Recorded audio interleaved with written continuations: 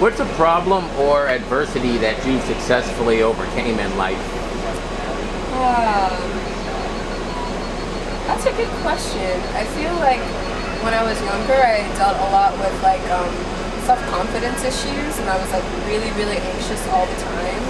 And even though I still like struggle with it, I've definitely grown a lot in that, and I feel like it affects or it's helped a lot of the things that I've been able to do with my life. Like had I not overcame that anxiousness and like nervousness and like self, I guess, what's the word for like when you don't like yourself, like self-depreciation, something like that.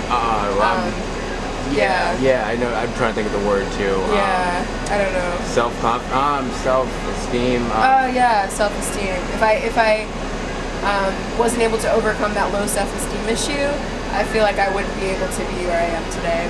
So. Great. So you answered a lot of the questions right Oh, really? on the first one. Yeah. So I'm going to ask you a couple of repeats, but it's only 2 more questions.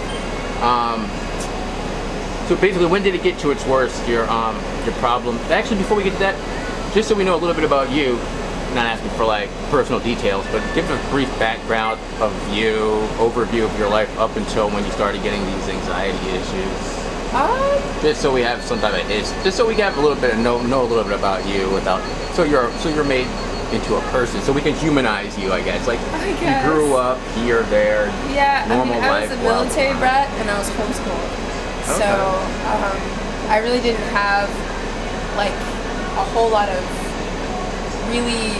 Well, actually, I guess I would say I was sheltered. So a lot of the things that I dealt with in life regarding like adversity and stuff, I really didn't face until I got to high school, and that was when the anxiety started to be a big issue.